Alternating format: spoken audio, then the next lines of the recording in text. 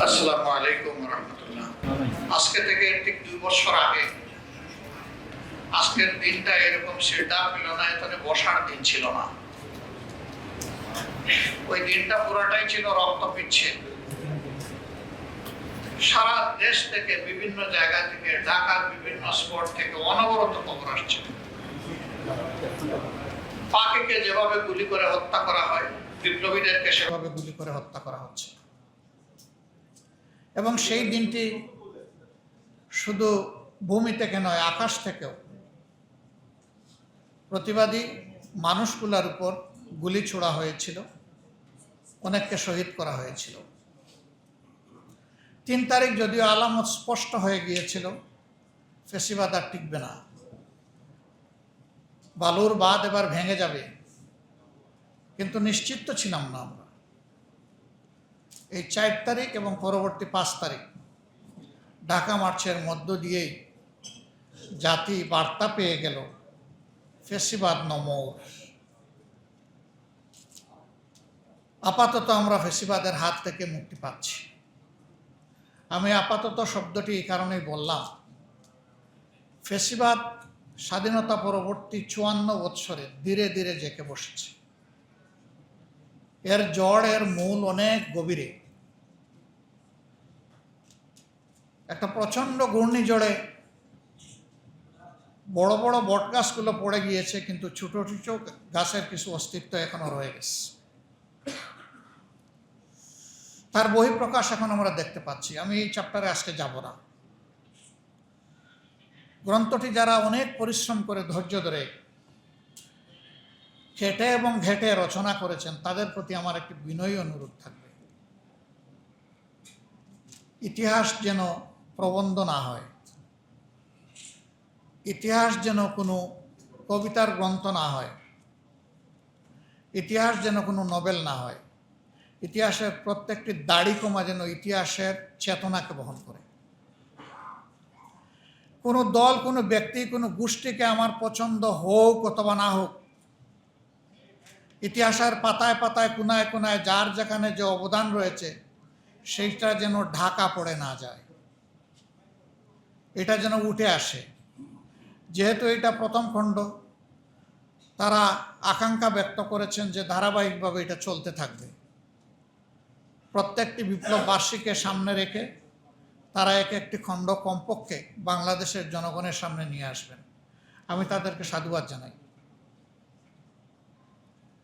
আমরা এই বিপ্লবের পরপরই সরকার গঠন, নির্বাচন, ক্ষমতায় অধিষ্ঠিত হওয়া, এই বিষয়গুলো একবারের জন্য আমাদের মনে আসেনি।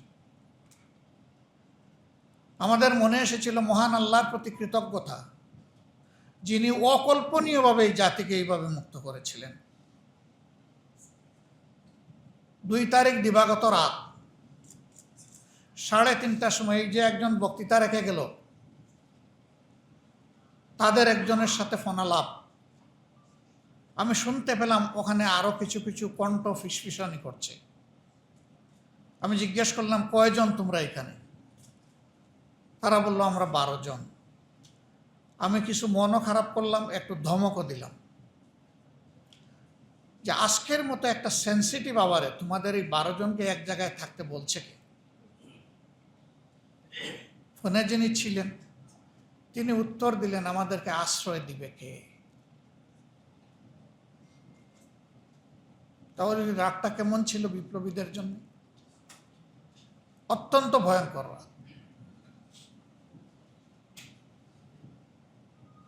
মহান আল্লাহর উপর ভরসা করে একটু চেষ্টা করলাম, 2টা অ্যাম্বুলেন্স পাঠালাম, 3 ভাগে ভাগ করলাম, 3 গ্রুপকে 3 জায়গায় থাকার ব্যবস্থা করে দিলাম। কিন্তু তাদের ওই কথাটা এখনো আমার কানে ভাসে, আমাদেরকে আশ্রয় দিবে কে? তখন যিনি ওনাদেরকে আশ্রয় দিবেন নির্ঘাত, তিনি ফ্যাসিস্টদের চক্ষুশূলে পরিণত হবেন এবং ভয়ঙ্কর পরিণতি তার উপর নেমে আসার প্রবল আশঙ্কা ছিল।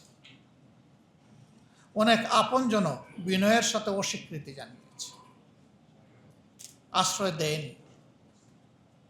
আল্লাহ সেই জায়গা থেকে মাত্র 2 দিনের মাথায় তুলে এনে এই জাতিকে মুক্তি দিয়ে দিলেন, আলহামদুলিল্লাহ। এই ছেলেগুলা তখন ভাবছিল আমরা কি বেঁচে থাকবো নাকি আমরাও উদাও হয়ে যাব। হয় আমাদেরকে কিডন্যাপ করে নিয়ে শেষ করে দেবে, না হয় হয়তো খুব বেশি হলে মা বাপ আমাদের লাশ পাবে। 5 তারিখ যখন আমরা প্রেসিডেন্ট হাউসে গিয়েছিলাম, এক বড় দলের বড় নেতা আমাকে বললেন, কি হলো ভাই? আমি আপনি বলেন। This is miracle. এখানে কোনো রাজনৈতিক দলের কোনো কৃতিত্ব নাই। আমি বললাম যথার্থ। তাইলে কৃতিত্বটা কার? বললেন আল্লাহ তাআলার। কিন্তু আমি পরে দেখি যে তারাই বলতে শুরু করলেন অমুক হলো এই আন্দোলনের মাস্টারমাইন্ড। আমি অবাক। সেই দিন বললেন কি, এখন বলেন কি? আমি তাকে ফোন করে জিজ্ঞেস করলাম, ভাই ওই কথা বলছিলেন স্মরণ আছে? আমার কানে কিন্তু এখনো আপনার কথাটি বাজে। তিনি চুপ, আমাকে কোনো রিপ্লাই করলেন না।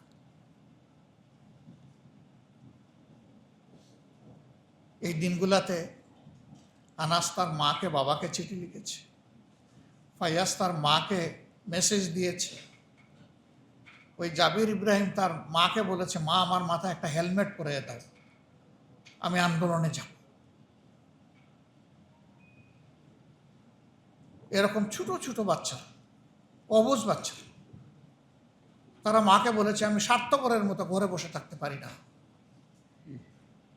জাতির আজাদের জন্য আমার বড় ভাইয়েরা, সহপাঠীরা, এমনকি অনুজরা যেখানে রাস্তায় নেমে গিয়েছে, আমি স্বার্থপর হয়ে কাপুরুষ হয়ে তোমার ওই সন্তান হয়ে আমি বাঁচতে চাই না। উত্তরার রাস্তায় দেখেছেন আপনারা, এখনো রিলটা বাসে। ছোট্ট একটা ছেলে, ধারণা করে 6-7 বছর বয়স, তাকে সবাই গিয়ে বলতেছে তুমি চলে যাও। কেন চলে যাব? কয়ে যে তুমি কেন এখানে থাকবো? কয়ে যে আমি আন্দোলন করতে আসছি। তুমি আন্দোলন করতে আসছো? যদি গুলি এসে তোমাকে শেষ করে দেয়, কয়ে আমি শহীদ হয়ে যাব। তোমার মা বাপ কাঁদবে না?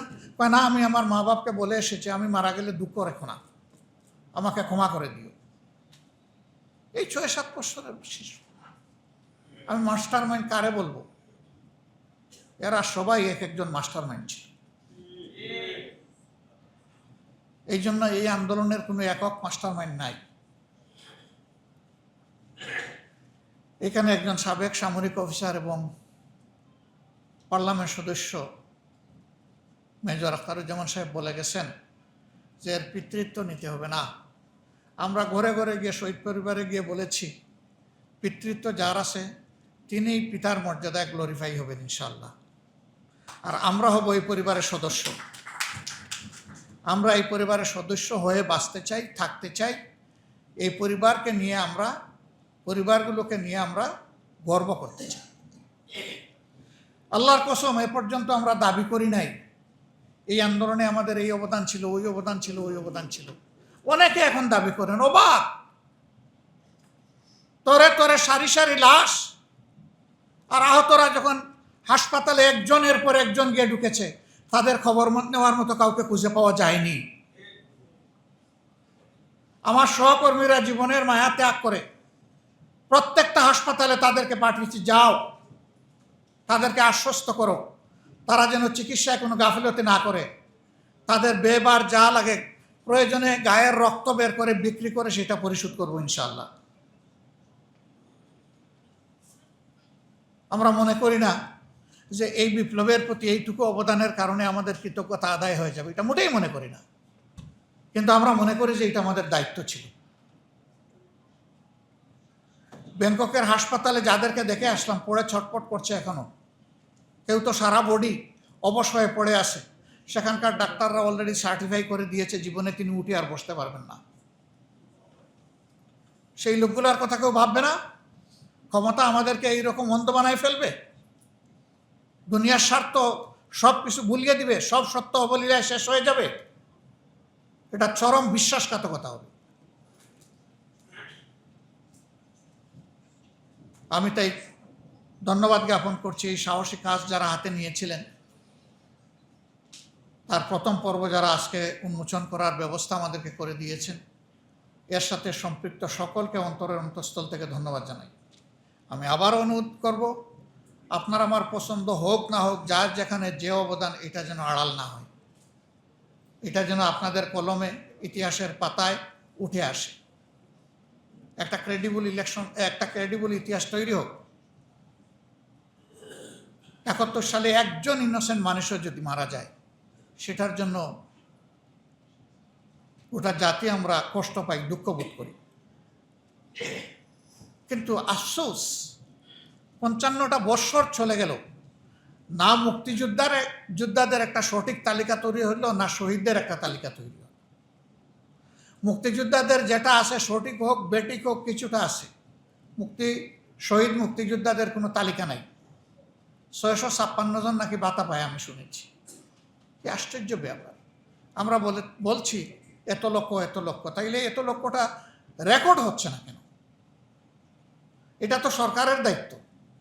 এতগুলা সরকার আসলো গেল, সবাই দাবি করেন যে আমরা মুক্তিযুদ্ধের স্টেক হোল্ডার।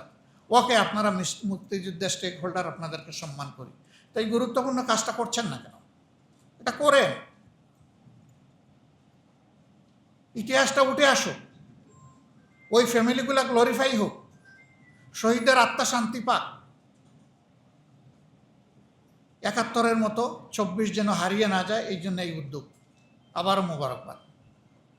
আমি সরকারকে অনুরোধ করব, এটি তো সরকারি উদ্যোগ নয়, সরকারের দায়িত্ব আছে, আপনারা উদ্যোগ নেন, সঠিক ইতিহাস রচনা করেন। কিন্তু আমি খুব আশাবাদী হতে পারছি না। বলবেন হোয়াই নট? এই 24-এর পরিবর্তনের আগে আমাদের কণ্ঠে, রাজনীতিবিদদের কণ্ঠে যে সুর ছিল, 5 তারিখের পর থেকে আস্তে আস্তে বদলে যাচ্ছে। 12 ফেব্রুয়ারি 2026-এর পরে ব্যাপকভাবে বদলে গেছে। আগে যে সমস্ত কথা বলেছেন, অঙ্গীকার ব্যক্ত করেছেন, অনেকে এটা এখন বেমালুম ভুলে গেছে। তার ঠিক বিপরীতে গিয়ে এখন তারা ন্যারেটিভ দাঁড় করাচ্ছেন, বয়ান তৈরি করছেন। জনগণের অভিপ্রায় একটা ডেমোক্রেটিক সোসাইটিতে সর্বোচ্চ মর্যাদা পায়।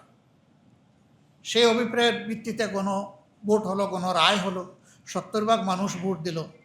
এখন সরকারি দল মানবে না? হ্যাঁ, মানবেন, অবশ্যই মানবেন, ইনশাল্লাহ মানবেন, ইনশাল্লাহ মানতে হবে। এতগুলা খুন হলো, গুম হলো, পঙ্গু হলো, নির্যাতন হলো, মিথ্যা মামলা হলো, তার বিচার এখন স্থবির হয়ে পড়েছে। আগে সরকারের সময় যেটুকু গতি ছিল, এটাও এখন খুঁজে পাওয়া যাচ্ছে না। জুলাই স্মৃতি জাদুঘর খুলে দেওয়ার জন্য সংসদে আমরা দাবি উত্থাপন করলাম। প্রধানমন্ত্রী সংসদে দাঁড়িয়ে বললেন যে 5 আগস্ট এই বছরই এটা ওপেন করা হবে। আজকে তো 4 আগস্ট, এখন পর্যন্ত তো কোনো আলামত দেখছি না। 5 আগস্ট ওপেন হলে তো কিছু আলামত ইতিমধ্যে হতো, কিছু দাওয়াত, কিছু আহ্বান পেতাম আমরা, স্বাভাবিকভাবে আশা করি। এটা কি হচ্ছে এগুলো? তাইলে কি জুলাইকে ভুলিয়ে দেওয়ার একটা নিরন্তর উল্টা সংগ্রাম শুরু হয়েছে? যদি সেই রকম কোনো সংগ্রাম হয়ে থাকে, আমরা মহান আল্লাহর উপর ভরসা করে বলছি, দেশবাসীকে সাথে নিয়ে এই সমস্ত কিছু ইনশাআল্লাহ তছনছ করে দেওয়া হবে। কি জীবন তো একটাই, সেই জীবন স্বার্থপর কাপুরুষের জীবন না হয়, এই জীবন হোক জাতির জন্য উৎসর্গ। এখানে কোনো বৃদ্ধ আর যৌবনের কোনো ব্যাপার নাই, এই ইস্যুতে একাকার ইনশাআল্লাহ।